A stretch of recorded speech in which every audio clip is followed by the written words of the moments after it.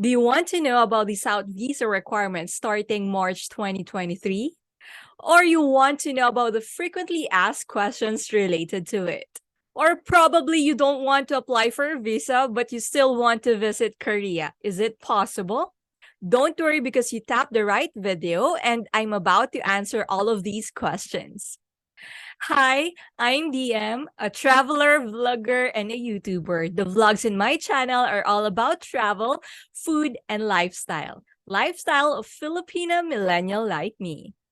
If you're new to my channel, I usually upload travel-related content such as entry or travel requirements as well as visa requirements. So if you're into this kind of video, I hope you can tap the subscribe button now for you to be updated with my most recent upload. For today's video, I've decided to create a content about South Korea, specifically tourist visa requirements for those people who need to get a visa prior their arrival in Korea. Plus, if you don't want to avail or do the visa process route, then don't worry because I'll be tackling as well the new visa-free entry policy that South Korea just recently released. So if you're ready, let's get started. The first visa requirement is the application form. Make sure that you fill out the 5 pages of the newly updated application form, which was released last February 7, 2022. The second one is that you need to submit one-piece passport colored photo. Every photo submitted should be no older than 6 months and it needs to reflect your current appearance. The photo background should be color white and photo must be in a color without any filters at all. Next one is that you need to submit your original passport. Please make sure that your passport is valid for at least 6 months. And of course, please don't forget to check with your airline about their passport validity requirement. Apart from that, you need to submit as well the photocopy of your passport bio page. And if you're well-traveled and was able to visit any of the OECD countries, then please make sure that you also photocopy those pages and submit it with the original one. Now, if you're wondering what are the countries included in OECD, please make sure that you check the image beside me as it reflects the member states included. Another requirement is that you need to submit the original certificate of employment. Where to get it? You just need to request this to your respective people support or HR department. And make sure that the following details must be included in that certificate, such as your position, the date hired, compensation, office address, HR email address, and HR landline number. Make sure that it's a landline number because South Korean embassy will not accept any HR cell phone number. To reflect that you have the financial capacity to visit the country for leisure purposes, you need to submit as well the original personal bank certificate that you have. You just need to go to your bank and request that document. I guess it will only cost you 150 to 200 pesos or more likely 3 to 5 US dollars. Make sure that that certificate includes the following details: account name, account number, account type, current balance, account opening date, as well as the 6 months average balance. Of course, you also need to submit and present the original or certified true copy of your bank statement or your passbook for the past 3 months. The next requirement is that you need to submit a photocopy of your income tax return or Form 2316.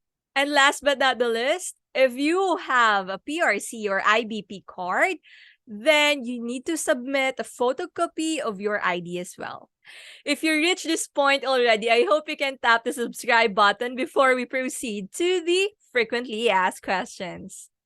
If your question is how much is the visa fee, there's 2 answers for that. First one, it's gratis, so you don't need to pay for anything. So as long as you're gonna stay in Korea 59 days and below.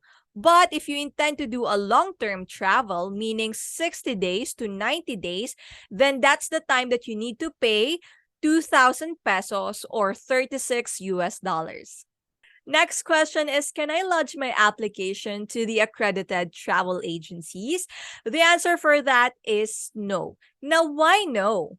It is because the Embassy of Republic of Korea will abolish its accreditation on the travel agencies, which exclusively authorizes the accredited agencies to submit individual applications on behalf of the applicant.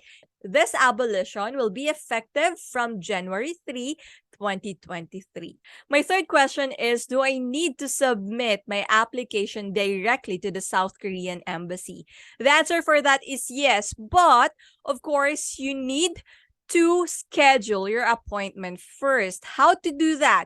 Of course, you need to go or visit first the reservation website, which is www.consul.mofa.go.kr.